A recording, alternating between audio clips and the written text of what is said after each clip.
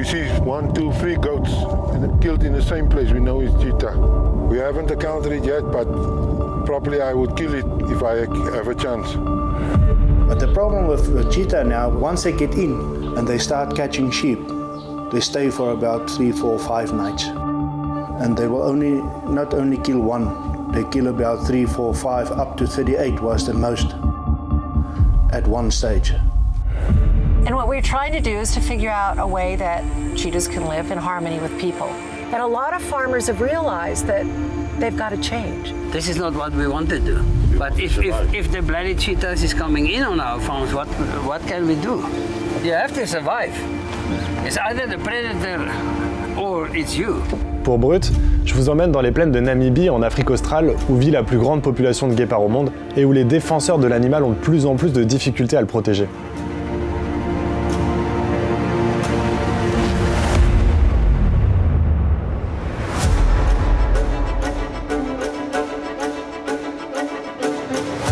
Le guépard, c'est l'un des animaux les plus rapides de la planète.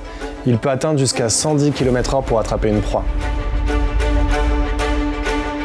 Mais c'est aussi l'un des animaux les plus emblématiques du continent africain.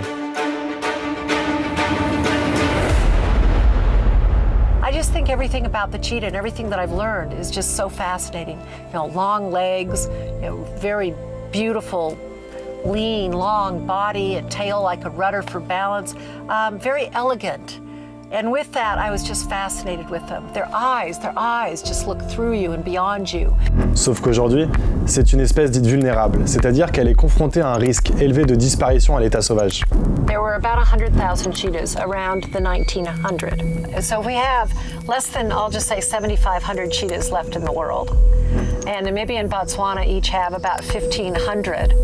So we have close to 50% in those two countries. Mais les défenseurs de l'animal ont aujourd'hui aussi du mal à le protéger parce qu'en fait, les guépards s'attaquent aux troupeaux de chèvres et de moutons des fermiers qui, en représailles, n'hésitent pas à les tuer.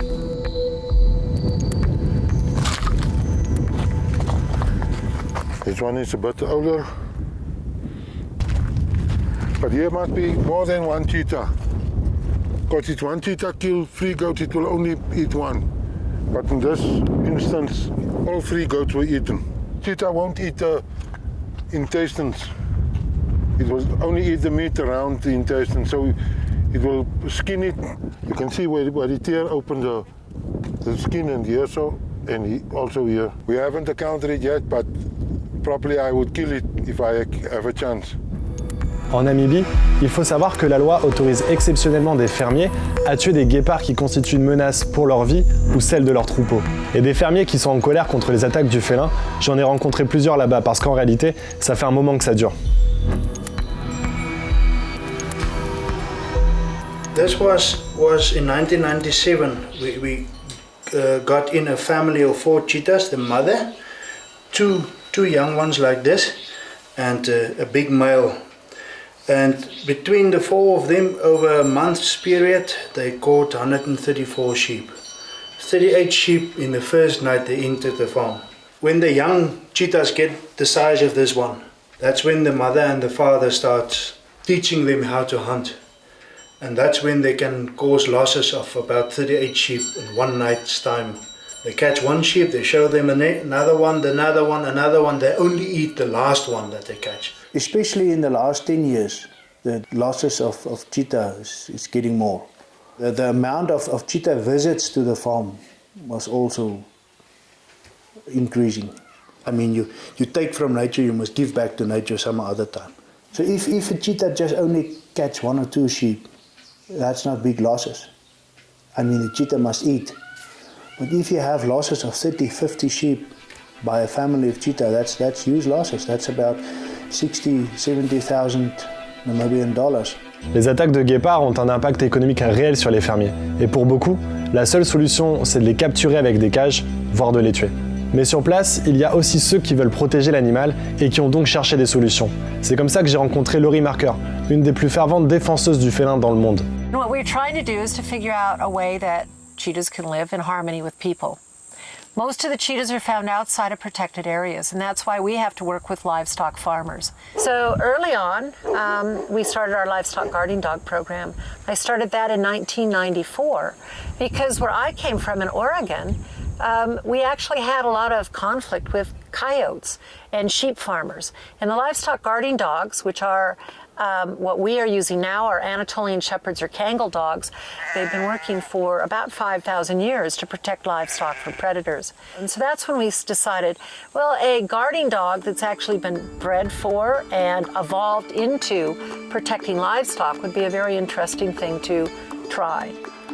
Et c'est à partir de ce moment-là qu'elle a commencé à implanter des chiens de berger en Namibie. En 25 ans, plus de 650 chiens ont été élevés et placés dans des fermes dans le pays, mais aussi au Botswana, en Tanzanie et en Afrique du Sud. So these guys, basically it's natural instinct to them. They bond to something and they learn to protect it. They will step between the livestock and the predator, stand their ground and bark really loud. So that's the first step. If the predator keeps coming after the livestock, they will chase them. They will chase them off to defend their livestock. Now, some farmers say that it can be expensive, but a lot of farmers say the price of caring for this dog is much cheaper than the cost of losing one sheep. They could lose one of their sheep for about $1,200.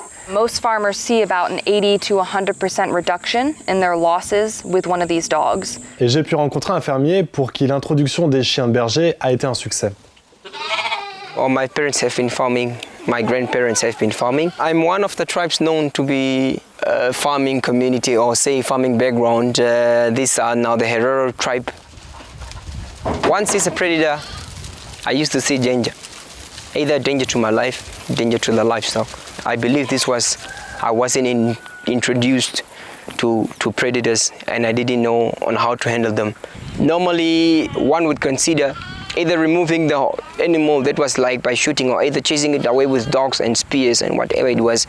Ever since I learned that there's some other ways of keeping predators away from your livestock, and which was then actually introducing a dog to your herd, I haven't lost anything from predators so far. It's then only I realized that we could all live together, predators plus livestock plus human. Aujourd'hui, la survie des guépards en Namibie dépend des fermiers parce que le félin vit à 91% sur leurs terres. La solution, elle est donc à construire avec ces fermiers. Les défenseurs du guépard en sont eux-mêmes convaincus. As you get farmers that can start seeing that they might play a role in it, their attitudes start changing a bit. And they start realizing that maybe some of their farm management practices could change.